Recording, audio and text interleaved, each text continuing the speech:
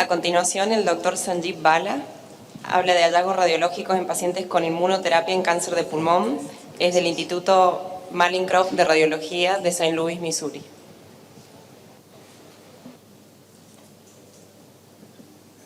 Great.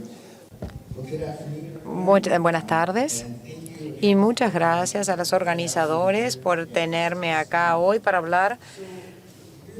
Vamos ahora a cambiar un poco y hablar acerca de la inmunoterapia, que, según los oncólogos, podría ser el factor que va a reducir la mortalidad por cáncer de pulmón en los próximos 5 años. Les voy a dar un ejemplo. Este es un paciente, una mujer que tenía tos con metástasis múltiples y enfermedad estadio 4. 6 meses más tarde, después de haber empezado la inmunoterapia, y ven las radiografías acá, está recibiendo esta medicación con dosis diaria y está viviendo sin cáncer. Lo que quiero hacer en los próximos 20 minutos es discutir la inmunoterapia, discutir el término pseudoprogresión, que es algo que podemos ver, y entender cuáles son algunos de los efectos adversos de la inmunoterapia, porque quizás los ayuden. Otro ejemplo. Mujer de 70 años con tos, que tiene un gran cáncer de pulmón de gran tamaño, que es un tumor de Pancoast con linfadenopatías, como pueden ver acá en el PET. El tumor es demasiado grande para la cirugía, entonces la paciente comienza con inmunoterapia. Hacemos un estudio después de recibir 2 ciclos de atezolizumab y vemos que el tumor es más chico, es un poco más bajo en atenuación, y vemos todos estos nódulos que están presentes dentro del pulmón y tienen mayor cantación en el PET. Esta paciente fue llevada al comité de tumores y es una paciente que iba a ir a cirugía, es una paciente que tiene que tener más quimioterapia o es alguien que va a ir a cuidados paliativos. Eso fue lo que se discutió. Y espero compartir con ustedes que esto es un hallazgo que esperamos después de la inmunoterapia. Estos nódulos son áreas de neumonía organizante y este es el halo reverso con el signo del atolón. La neumonía organizante es muy común después de la inmunoterapia. Se le hizo la resección y ahora anda bien. Queremos saber qué significan estos hallazgos. Déjenme también decirles que la inmunoterapia es un área novedosa en todas las áreas del cáncer, porque en la última parte del siglo XIX, este paciente sola fue observado por el doctor Coley. El doctor Coley observó que en pacientes que tenían infecciones bacterianas, algunas de ellas empezaron a ver que los tumores empezaron a disminuir de tamaño y desaparecer. De hecho, un paciente sola tenía un cáncer de cabeza y cuello, le inyectaron bacteria al organismo y el tumor empezó a achicarse y este fue el principio de cómo se descubrió la inmunoterapia. Otro área de la inmunoterapia es la BCG para los carcinomas de células transicionales. La BCG empieza a activar las células T y las células T son activas contra el cáncer de vejiga y empieza a mejorar. También saben que pacientes con melanoma, cuando desarrollan el vitiligo, andan muchísimo mejor y creemos que es el efecto inmuno de tener el vitiligo, donde las células T empiezan a atacar a los melanocitos y los pacientes andan mejor. Los pacientes con leucemia que tienen enfermedad de injerto contra huésped también andan muchísimo mejor después del trasplante de médula ósea y quizás sea que el injerto ataque la leucemia. Y en los cánceres de células pequeñas también andan mucho mejor. Entonces, la inmunoterapia es algo que tenemos que tener como resorte para tratar a nuestros pacientes.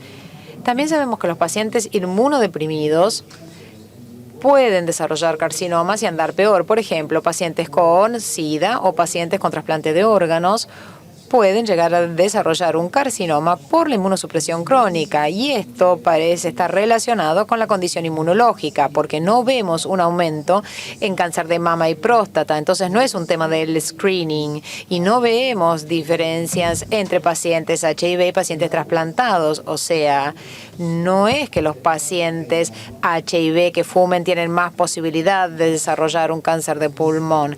Vemos de que hay mayor incidencia en ambos y el tema tiene que ver con la inmunosupresión. Este es un paciente con un trasplante cardíaco que hizo un cáncer de pulmón. Era de gran tamaño la lesión. El tumor es mucho más común con trasplante cardíaco y pulmonar por la gran inmunosupresión que tienen. Acá tenemos otro paciente por trasplante que desarrolló una enfermedad linfoproliferativa que se creyó que estaba relacionada con el virus de Epstein-Barr. Y sabemos que acá también hay una alta incidencia. En 20 minutos no podemos repasar toda la inmunología, pero yo sí quiero que comprendan la base. La base de la inmunoterapia es muy sencilla. Cuando tenemos células tumorales o una célula en el cuerpo, nuestras células T, que son como la policía, son las células presentadoras de antígenos, van a encontrarse con la célula y cuando encuentran esta célula tumoral, tratan de darle la mano de alguna manera y esto ocurre a veces y entonces esta célula T tiene una función disminuida. Si no ocurre este apretón de manos, la célula T empieza a enojarse de alguna manera y ataca la célula tumoral. Hay otro apretón de manos que se llama el PD1 y del otro lado el PDL o ligando. Cuando esto ocurre, cuando se encuentran, todo está calmo, pero si esto no ocurre, la célula T empieza a activarse y activar la célula y a atacar la célula tumoral. Es bueno saber o conocer estos receptores porque estos fueron la primera línea de la inmunoterapia que empezaron en el 2011. Esta fue una medicación, el ipilimumab, que tiene este anticuerpo, el AB al final. Casi todos la inmunoterapia termina con AB por anticuerpo según su sigla en inglés.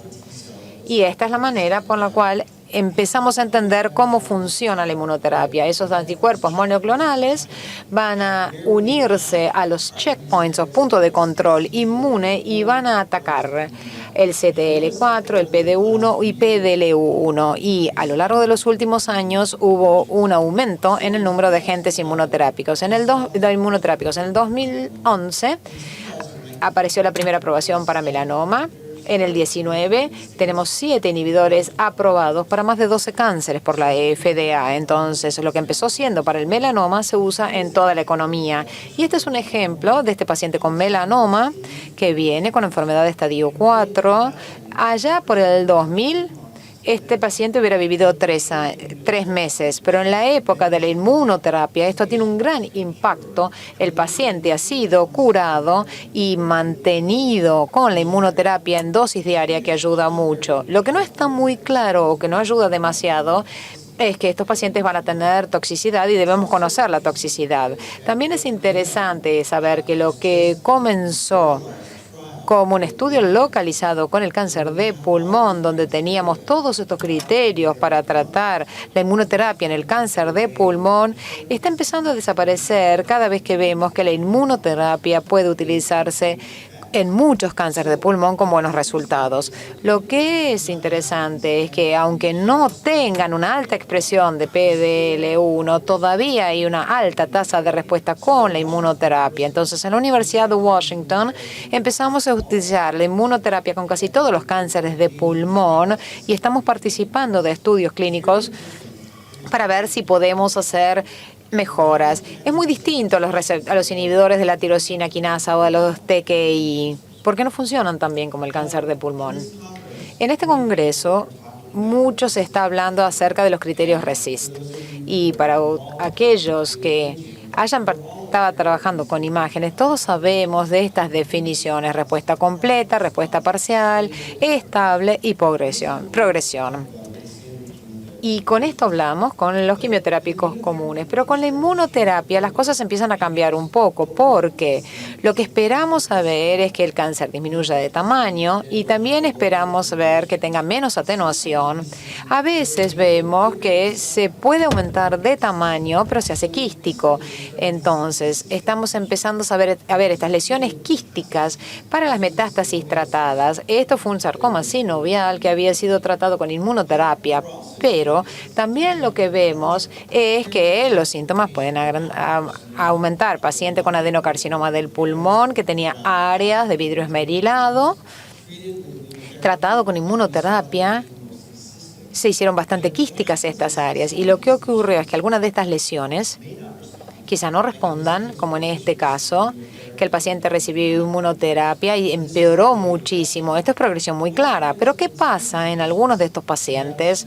En 2 a 14% de los pacientes es que la lesión puede aumentar la primera vez que hacemos un estudio de control después de la inmunoterapia, y esto se conoce como pseudoprogresión. La pseudoprogresión es importante entenderla porque si ustedes están haciendo una única imagen después de la inmunoterapia, si aumenta de tamaño la lesión, tenemos que tener cuidado de no llamar a esto progresión porque no queremos que el paciente termine con la medicación. En la segunda imagen, si sigue aumentando de tamaño, bueno, ahí sí paramos y cambiamos el tratamiento. Esto se ve en la primera línea de los anti-CTL4 como el ipilimumab, que es uno de los más comunes que utilizamos para el melanoma, pero queremos tener cuidado de no confundir la pseudoprogresión con la progresión. Esto es un ejemplo. Un paciente que comenzó la inmunoterapia, entre las dos imágenes vemos acá que la lesión aumentó de tamaño y esta otra también. Es un poquito más baja en atenuación y en la imagen posterior había disminuido de tamaño y esto es pseudoprogresión. Otro ejemplo, aquí podemos ver un nódulo pequeñísimo, es pequeño, tan pequeño que a lo mejor Sebastián es el único que puede tomar una biopsia. Fue un cáncer pulmonar, una metástasis. Noten, después de la inmunoterapia aumenta de tamaño, 6 semanas después desaparece. Este es un ejemplo de lo que se llama pseudoprogresión. Para hacer el diagnóstico de la pseudoprogresión, queremos ver que va a disminuir el tamaño en el segundo examen. Eso es importante. Con el nuevo RECIST, teniendo en cuenta la inmunoterapia o la RECIST, hay un deseo de tener 2 observaciones consecutivas entre 4 semanas de distancia. Y si la progresión continúa creciendo en el segundo examen. Ahora, si es grande la primera y se achica en la segunda, es la pseudoprogresión y se ve en el 10% de los pacientes. También tenemos que entender el evento adverso relacionado a la inmunidad. Como resultado, podemos tener un aumento de la inmunidad, podemos ver tumores, y lo vemos con los pacientes con melanoma. Hasta el 21% tuvo toxicidad con el fármaco nivolumab, y que era PD1, y 28% tuvieron una reacción también. Aquí podemos ver una idea de lo que algunas de estas áreas son. Las más comunes son en la piel. Es ahí donde tenemos estas erupciones relacionadas con la inmunoterapia. Lo que es interesante es que los agentes de primera línea son los que tenían más efectos a nivel del colon y del aparato endocrinológico. Y vimos una mayor incidencia de efectos adversos. El problema con estos eventos adversos es que no pueden predecirse. Entonces hemos tenido pacientes que recibieron 40 sesiones de inmunoterapias y en el 41 comenzaron a tener reacciones adversas. Pueden desarrollarlas en cualquier momento durante el ciclo. No tiene que ser después de la primera dosis, no es una alergia. Se propone entonces que algunos de estos pacientes a lo mejor tienen una predisposición genética para desarrollarlo. Es posible que la parte genética aumente el riesgo. Lo que es interesante las bacterias, la microflora intestinal puede jugar un rol. Hay investigación respecto a si nosotros podemos dar probióticos o medicamentos que aumenten la microflora intestinal para evitar estos efectos adversos. Y otros proponen que tiene que ver con el estado inmunitario subyacente como un todo. Los dos más comunes son tiroiditis y dermatitis. Aquí un ejemplo de lo que nosotros podemos ver. Aquí un PET-TC en donde tuvimos una reacción tipo sarcoide que ocurre con cualquier tipo de agente inmunoterápico, pero aquí podemos ver el aspecto típico de la tiroiditis. La mayoría de los pacientes recibieron corticoides y es reversible y van a estar bien, pero las que nosotros vemos con mayor frecuencia, que quiero compartir con ustedes, son la colitis y la neumonitis. Estas son las dos más importantes. A veces podemos ver un edema de las hipófisis. También podemos ver un cambio en las suprarrenales. Aquí un ejemplo de un paciente con la hipófisis aumentada como resultado de la inmunoterapia. Se detiene el tratamiento y se normaliza la hipófisis. A veces es irreversible y no vamos a ver cambios. Aquí ejemplo de colitis en un paciente que recibió inmunoterapia. Aquí podemos ver una gran captación a nivel del colon con el PET-CAT. Y aquí también podemos ver que hay engrosamiento del colon. Es muy habitual y se detuvo la inmunoterapia porque la colitis fue sintomática. Pero me gustaría concentrarme, ya que llegamos a la conclusión de mi charla, es la neumonitis. Es muy común y es algo que nosotros comenzamos a ver cada vez con mayor frecuencia. Quiero compartir con ustedes que muchas veces va a ser un patrón organizado de neumonía, pero a veces vamos a ver un patrón de daño alveolar, de hipersensibilidad, o también podemos ver una neumonitis intersticial no específica. Aquí podemos ver el daño alveolar en un paciente que recibió inmunoterapia. Notarán, aquí el vidrio esmerilado, áreas de bronquiectasia y también que hay un gradiente, es más denso, dependiente de la dosis. Es muy típico del daño alveolar difuso. Aquí un ejemplo de hipersensibilidad que desarrolló un paciente en contraste al daño alveolar difuso. Este era una hipersensibilidad rica en eosinofilia y no había broncoectasia. Podemos haber preservación y muy típico de la hipersensibilidad relacionada con los fármacos. Otro ejemplo de un paciente que desarrolló opacidad del espacio aéreo periférico y comenzó con corticoides y podemos ver que las complicaciones relacionadas con la inmunoterapia mejoraron. Pero aquí la clásica. Y quiero compartir con ustedes que estas áreas de estos halos inversos son muy típicos de las complicaciones relacionadas con la inmunoterapia. Después de los corticoides podemos ver que mejoran en este paciente. Aquí podemos ver que mejoran de manera importante.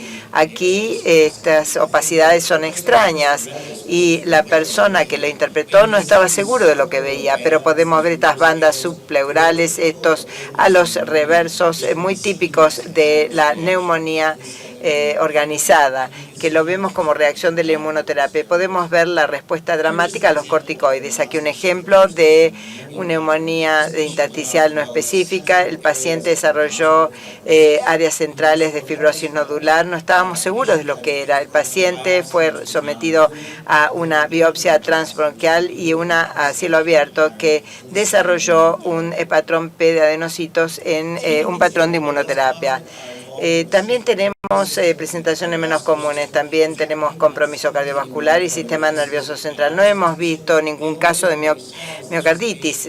Aquí un paciente que tenía hipertensión pulmonar debido a la inmunoterapia, en donde podemos ver las lesiones tratadas, las arterias pulmonares están aumentadas de tamaño y la hipertensión pulmonar comenzó después de la inmunoterapia. La mayoría se revierten con los corticoides. Es interesante porque los oncólogos dicen que en realidad dan más corticoides que quimioterapia debido a todas las complicaciones relacionadas con la inmunoterapia. Y cuando vamos a este primer caso, cuando pensamos acerca de estos eventos adversos, tenemos que recordar que uno de los beneficios de la inmunoterapia han sido que hemos visto respuesta de muchos tumores malignos, tal como esta lesión de Pancoast. Pero si nosotros vemos nódulos, tenemos que ver si tienen estos halos inversos, porque sugieren la neumonía organizada, y con confianza podemos decir que esto es lo que se espera y este paciente puede ser sometido a cirugía. Y con esto quiero agradecerles por su atención, especialmente por haberme escuchado a dar mi presentación en inglés. Muchas gracias.